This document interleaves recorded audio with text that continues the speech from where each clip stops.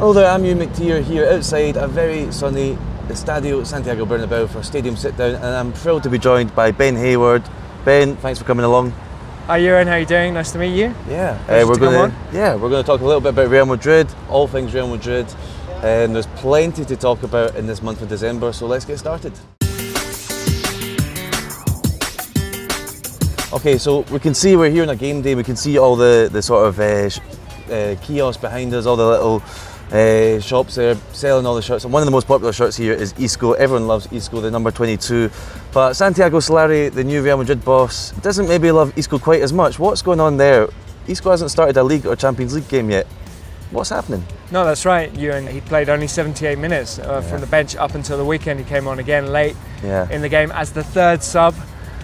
He was left out of the squad altogether for the game away to Roma. And, you know, as much as Solari tries to play it down, you know, his actions are speaking louder than his words. And the questions keep coming in the press conference. Yesterday, I think there were 5 questions about Isco in a short press conference. And, you know, he's not really explaining the reasons. He's asked, you know, is it a physical problem, a fitness problem? Is it an attitude problem? Is it related to something he's posted on social media? And, you know, he just keeps repeating the same answers.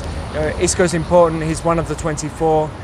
He's a great player, but that doesn't make it go away. So clearly there's something there, and we'll have to see how it plays out. Yeah, and you were there in Rome for that game when that was the biggest shock, I think, because he'd just come back from getting his appendix taken out. So I think everyone understood that he wasn't maybe going to be playing as often as he had done under Lopetegui. But the fact he was left out of the squad completely, what was the reaction like that night when you all learned about that in the Stadio Olimpico? That was amazing. It was a big shock. You know, obviously he was in the squad that travelled and then was cut. You know, for a player like Isco, you know, he's 26 now. He's well established. He's won 4 Champions Leagues at this club. You know, with Real Madrid, their squad is so tremendous, and certainly maybe going back a couple of seasons when James was here as well, and Isco. You know, Asensio. It's always difficult. You know, who do you leave out? But obviously Llorente was in the team, Casemiro was out, and you know, Fede Valverde, the youngster, getting opportunities ahead of Isco. And so, it's probably difficult to accept for a player of his status, I would imagine. Cool. I want to ask you a bit more about Marcos Llorente, so let's get into that next.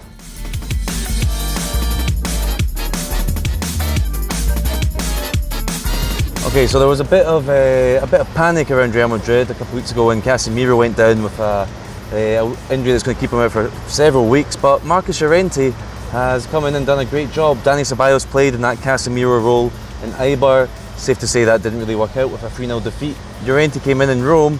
He played against Valencia as well, and now he's the talk of the town. How impressed have you been by the way he's come in almost cold? I mean, he hardly played in a year and a half at Real Madrid.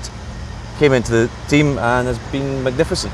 You know, I think it makes sense to bring in a specialist defensive midfielder. I've always wondered, you know, why is it that Llorente gets so few opportunities? Because he was so impressive in that season he had with Alaves. Yeah, for sure. And he wasn't able to convince Zidane really. Whenever he did come in, it was to play one game here or there. He never really found his rhythm. And that's difficult for a player, especially a young player.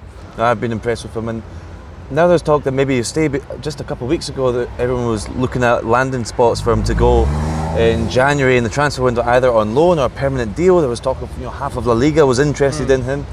But now, do you think he's going to stay for the rest of the season after having seen that there's opportunities, or when Casemiro comes back, does he realise I'm going to be on the bench again? Well, he probably will be on the bench again. But the thing is, you need 2 players for every position. As you mentioned, you know, a couple of weeks ago we were hearing information that, you know, Solari didn't rate Llorente. He wasn't picking him even with Casemiro out, and there was talk of him, you know, going out on loan in January.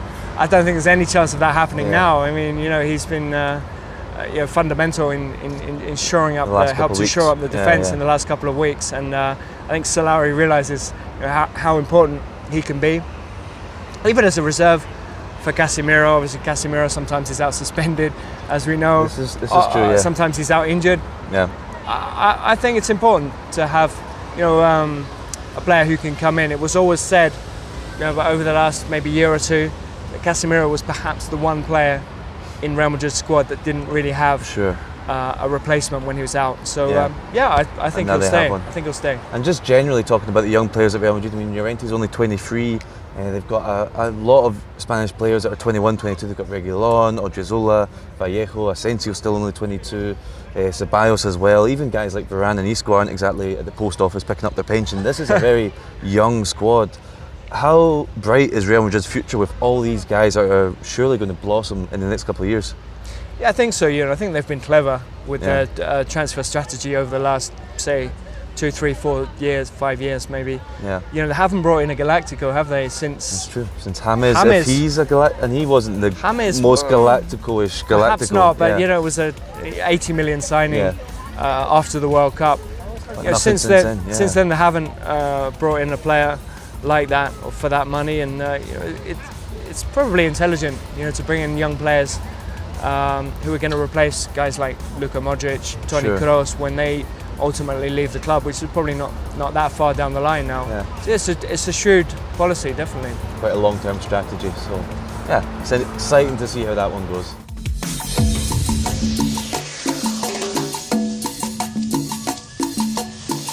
Okay, Ben, so you just mentioned Luka Modric, and he's had quite a busy week. He just won the Ballon d'Or to follow up from his FIFA the Best award. The World Cup, obviously he's won. He got to the final of that. He won the Champions League.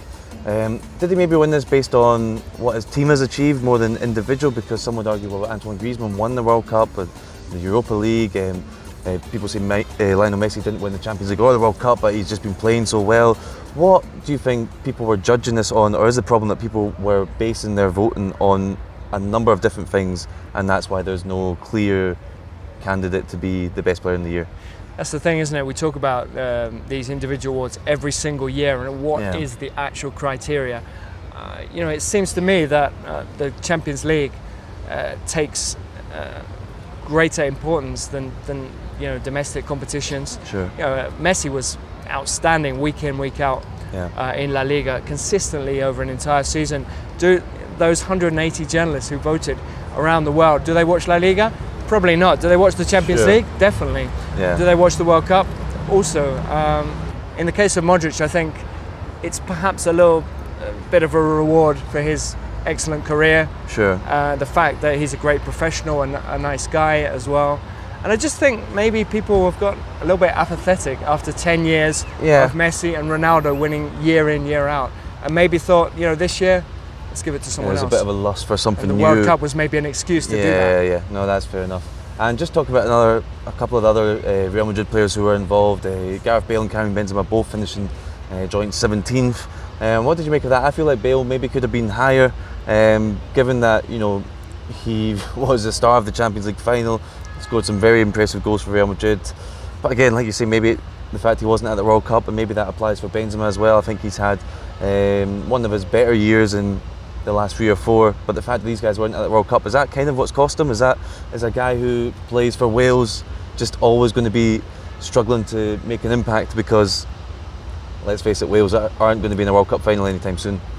Yeah, I think there's definitely an element of that, and I think probably what played against them as well was Real Madrid's poor start to the season. Sure. And Gareth Bale was seen as a guy who could maybe step into Ronaldo's shoes this season and take Madrid forward, and that hasn't really happened. So maybe that's played against him a lot.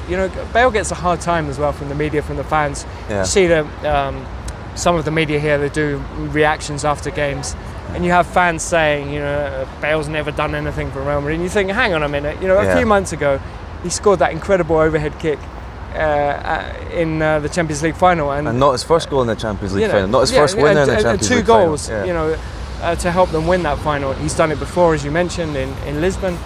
And I feel like Bartra still has nightmares about the Copa del Rey final. Copa del Rey goal, he's stepped up in the big games. Yeah, you're right. He's done it, and I feel like he doesn't get the credit that he deserves. No, I think that's right. So that's the Ballon d'Or. Remember, let us know in the comments of this what you made of the Ballon d'Or. Should Modric have won it? Should someone else have won it?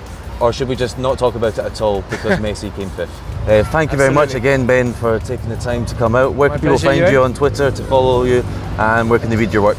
Yeah, BG Hayward on Twitter, and I write for the Evening Standard about Spanish football, so you can check out my pieces on that. Perfect. Thanks again.